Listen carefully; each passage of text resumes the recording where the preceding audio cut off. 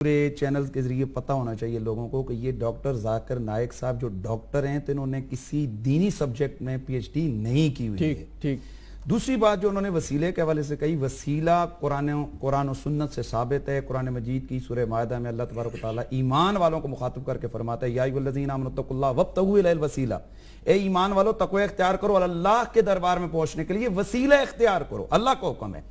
دوسرا انہوں نے کہا کہ اللہ کے نبی سے بھی نہیں، اللہ کے نبی نے خود اپنا وسیلہ اپنے صحابہ کو سکھایا. حضور کے ایک صحابی ہیں، ترمذی کی شریف کی روایت ہے کہ نابینا صحابی ہیں اور اللہ کے نبی کی بارگاہ میں تو اللہ کے نبی نے ان کو دعا سکھائی کہ تو یہ دعا کرنا، اللہم انی اسألک بحق محمد النبی الرحمہ یا محمد ہو، یہ کہتے ہیں نا نہیں مانگنا جاتا، یا محمد انی اتوجہ بک الی ربی فی حاجتی ھذی لتقضی لی، جس میں یہ کہ یا اللہ میں تیری بارگاہ میں محمد رحمت والے نبی کا وسیلہ پیش کرتا ہوں، اور اے محمد صلی اللہ علیہ وسلم آپ اللہ کے دربار میں میری یہ سفارش کریں اور یہ کہیں تاکہ اللہ تعالیٰ میری اس حاجت کو پورا کرے.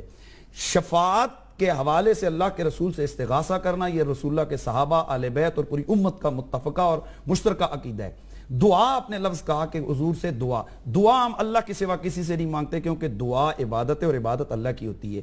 باقی رہ گیا ندا یا استعانت توسل، یہ اللہ کے رسول سے بالکل جائز ہے. اہم ترین جو آپ آج میں تو چاہتا تھا کہ ایک ہی ٹاپک ہوتا اس پہ ہم کھلے بولتے، یزید کے حوالے سے آپ نے فرمایا یزید ایک لعنتی فاسق فاجر اور ہمارے ائمہ اربعہ میں سے امام احمد بن حنبل رضی اللہ تعالیٰ عنہ کے فتوے کے مطابق کافر شخص ہے. جس حدیث کا حوالہ ذاکر نائک صاحب دے رہے تھے یہ انہوں نے بالکل حدیث کے خود ساختہ انہوں نے من گھڑت تعریف اور توصیف کی ہے، اس کی تشریح کی ہے. عرض یہ ہے کہ کیا یہ 14ویں صدی میں آ کر ایک ڈاکٹر ذاکر نالائق جیسے بندے ان کو سمجھ آئے گی اس حدیث کی تشریح؟ بالکل ٹھیک. میں عرض یہ کروں، پلیز میری بات سنیے، اور میں بھی مفتی نعیم صاحب کی طرف ایک میرا اور سوال ہے، اس کی طرف چلے جائیں، وقت تھوڑا ہے میرے پاس. میں یہاں یہ عرض کرنا چاہتا ہوں کہ جو آپ نے پہلے فرمایا نا فرقہ واریت کی جڑ یہ اس طرح کی خطابات ہیں یا وہ تحریریں ہیں کہ جو اس طرح کی مسائل کو کھڑا کرتی ہیں. یہاں مفتی نعیم صاحب پھر بیٹھے ہوئے ہیں. مفتی نعیم صاحب ہی کے مدرسے کے ایک آدمی نے یزید رضی اللہ تعالیٰ عنہ نام کی کتاب، سیدنا یزید کتاب لکھی، عبدالعلیم صدیقی، مارکیٹ میں بھی وہ موجود ہے. وہ ہمارے جامعہ بنوریہ کے نہیں، جامعہ بنوریہ کے فاضل ہیں قبلہ، جامعہ بنوریہ کے وہ فاضل ہیں. اس کے علاوہ آپ کے لال مسجد کے مولانا عبداللہ صاحب، لال مسجد کے، میری بات نعیم صاحب سنیے، میری گفتگو کے درمیان مجھے انٹرپٹ نہ کیجیے، میں نے آپ کی بات کو کاٹا نہیں ہے محترم، یہ بھی بندے کے آداب ہونے چاہیے. بات یہ کہ اپنی باری پہ آپ بول چاہیے، پلیز میں عرض کر رہا ہوں لال مسجد کے مولانا عبداللہ صاحب کی تصدیق موجود ہے جس میں انہوں نے یزید کو رضی اللہ عنہ لکھا ہے.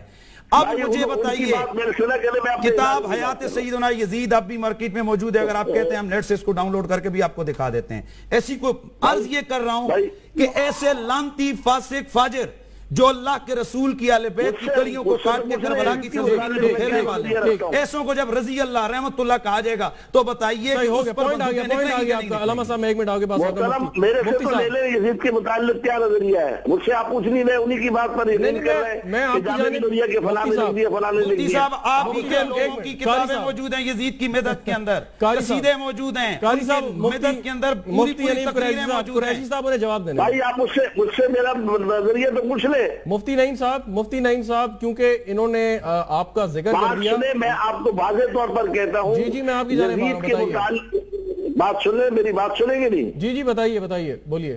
ہمارا نظریہ یزید کے متعلق وہی ہے جو مفتی حنیف قریشی صاحب نے پیش کیا کہ یزید کو ہم کسی صورت میں بھی اچھا نہیں سمجھتے. مطلب ان کا عقیدہ ہے کہ یزید کافر ہے. میرا نظریہ ہے کہ یزید لعنتی کافر ہے. مفتی شفیع صاحب نے کتاب لکھی ہے. جناب آج آپ کی ایک بہت بڑی دو کامیابیاں ہو گئیں کہ آج مفتی نعیم صاحب نے بھی اقرار کیا کہ یزید کافر ہے. سبحان اللہ، ماشاءاللہ. میری بات تو کرنے دینا بھائی. مفتی شفیع صاحب نے ہمارے دارالعلوم کراچی کے بڑے ہیں، مفتی تقی صاحب کے والد ہیں، انہوں نے ایک کتاب لکھی ہے اور یزید کو پلید تک کہا ہے، یزید کو برا بلا کہا ہے. وہ کتاب موجود ہے اور وہ مفتی شفیع صاحب مفتی اعظم پاکستان میں ہیں اور ہم ان کو مانتے ہیں اور اس بات کو بھی مانتے ہیں کہ یزید کو بالکل کوئی بھی آدمی جو ہے یہ نہیں کہہ سکتا کہ وہ اچھا ہے. ہماری کتابوں میں واضح لکھا ہے کہ یزید کی خرابیاں کو پورا مکمل ذکر کیا ہے. باقی انہوں نے جو بات کہی ہے کہ عبدالعلیم صدیقی صاحب ہمارے جامعہ میں اسلام کا کوئی استاد نہ پہلے تھا نہ ابھی ہے. اگر اس نے جامعہ بنوریہ کا نام لکھا ہے وہ جھوٹ نام لکھا ہے. میں آپ کے توسط سے یہ کہتا ہوں اس ادارے میں نہ پہلے کوئی آدمی تھا نہ ابھی ہے, لہذا ہمارا نظریہ وہی ہے جو عبدالحنیف قریشی صاحب نے پیش کی ہے. اچھا یہ ماشاءاللہ سبحان اللہ. مفتی نعیم صاحب ایک چیز جو سوال اس موضوع سے تو نہیں ہے, اس سے پہلے کہ میں امین شہیدی صاحب کے پاس جاؤں, ایک میں چیز پوچھنا چاہتا ہوں آپ سے. اس کا اگین میں دوبارہ آپ سے وہی بات کر رہا ہوں کہ اس کا جو تعلق ہے وہ اس موضوع سے نہیں ہے, لیکن خبریں کچھ آ رہی تھیں کہ ملا محمد عمر جو افغان طالبان کا کمانڈر تھا اور خبریں آئی تھیں کہ وہ مارا گیا, اس کے بارے میں تھی کہ شاید اس کے بیٹے نے آپ کے مدرسے سے تعلیم حاصل کی ہے, کیونکہ آپ موجود ہیں تو میں نے کہا آپ سے یہ سوال بھائی ملا عمر صاحب کو میں نے نہ زندگی میں دیکھا ہے, نہ بات سنی ہے, نہ ان کے بیٹے نے پڑھا ہے, یا ان کی کسی نسل نے ہمارے یہاں پڑھا ہے. یہ ساری باتیں غلط ہے, اس کا کوئی وجود نہیں ہے. آ کر دیکھا جا سکتا ہے, ہمارے مدرسے کا پورا ریکارڈ ہے 30 سال کا جو ہمارے پاس موجود ہے. اس لیے ہماری طرف نسبت نہ کی جائے جب تک کہ اس کی تحقیق مکمل نہ ہو جائے. ٹھیک میں نے صرف سوال آپ سے کیا جی شہید